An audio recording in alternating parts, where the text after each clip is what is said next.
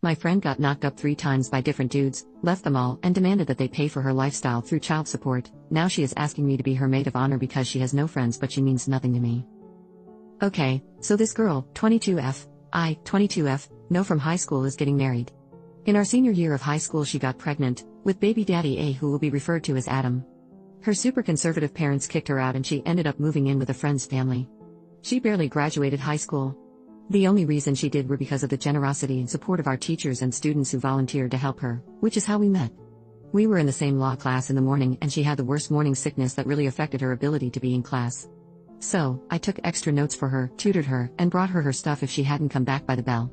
I wasn't the only one who did stuff like this for her, and I know she really appreciates all the assistance we gave her. She had the baby a month after we graduated.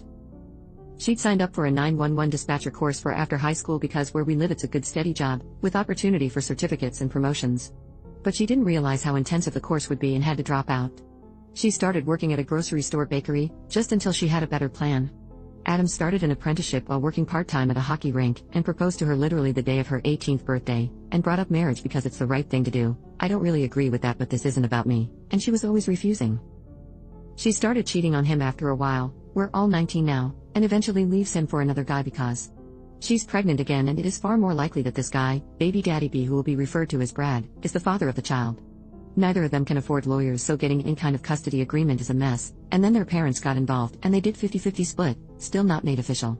She has the baby, that does turn out to be Brad's, and everything is okay for about 9 months, when she finds out Brad has been cheating on her with his TA. Brad decides to pay child support but doesn't really want contact with the kid, only around holidays and 1 weekend a month for his parents' sake. She moves back in with her parents, we're all 20 now, who only accept her back because there's grandchildren around. On the plus side, when she's 21, she gets to take that year-long dispatcher course and passes with flying colors. After working as a dispatcher for a year, we're all 22 now, she meets a police officer we'll call Chad, who's 26 and married. And Adam's second cousin, I can't remember how they're related, just that Adam and Chad are related somewhat distantly. She has an affair with him. Infidelity is super common among cops apparently. She gets knocked up, his wife divorces him, Chad proposes because it's the right thing to do, she accepts, and her parents kick her out again for being a hoe. Basically, she moves in with Chad with her 2 kids. They've started planning the wedding, which, given the background, is something akin to a dumpster fire. Adam is livid. He was desperately in love with this girl and hasn't really recovered from what she did to him, and while she rejected his proposals years ago, she's accepted one from his cousin. WHO props for the same reason he did. Adam has basically made a call for loyalty in the family, dividing everyone one who should go, who should give money, etc. Plus they're having trouble planning anything because of COVID. Her parents have outright said that they're not going, along with half of her family, and her younger sister has been going around and sabotaging what plans they can make. She has asked me to be a bridesmaid. I said that I couldn't because I live in a different province now, but the truth is, I do not want to be wrapped up in that mess in any way. I'm just watching the arguments and events unfold on social media because this is quite honestly the most entertaining thing I've seen all year. It's weird to me that she even asked because we're not friends, we never have been. We were friendly strangers in high school, I just helped her out for one class because she needed help and I could give it to her. I was just being nice. But based on how she turned out, I'm just sad for her.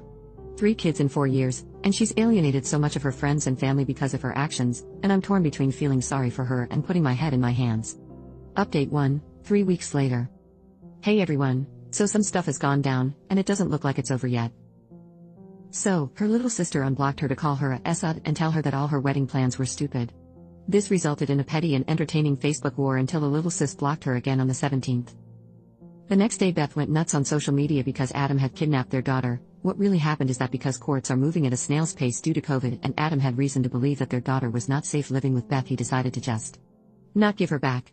They don't have a custody agreement, and when Beth tried to call the cops they couldn't do anything because he was kind of right. There were dozens of videos on her various social media accounts of her ignoring their daughter, yelling at her daughter for crying or doing other things that toddlers do. It turns out that everything she needed was bought by Adam: food, diapers, clothes, toys, daycare, while it was open, etc. on top of the unofficial child support he was paying every month, which turned out to be $500 a month, a number I find ridiculous because Adam was already paying for literally everything, because she refused to buy anything for her daughter and insisted it was Adam's responsibility. Additionally, after the immediate post-birth appointments, Beth never took baby A to a doctor's appointment, she always deferred that to Adam. Baby A's pediatrician has never met Beth. Beth even tried to get Chad to push back or intimidate him or something, but the local police where we live are under one hell of a microscope after a bunch of dirty cops got busted a couple of years ago. Basically, the cops and the social worker they ended up calling ended up saying there was nothing she could do until they get to court. The social worker tried to get her to go to therapy and parenting classes, but Beth refused and went on a 15-paragraph long rant on Facebook about how she doesn't need parenting classes or therapy. She really does though, and called the social worker some choice words. December 19th to 24th, just a bunch of ranting on social media, calling everyone who doesn't enable or justify her behavior cuss words, slurs, and a whole bunch of other horribly creative things. Also, both she and Chad are under investigation at work now, but she has no idea why. I'm gonna take this time to remind everyone that 99% of this info is coming from her public social media pages where her co-workers are friends and place of employment is listed. December 25th, I'm officially embarrassed to know this woman. I didn't go on her FB page until the evening cause I didn't want to deal with drama, first thing in the morning, on Christmas.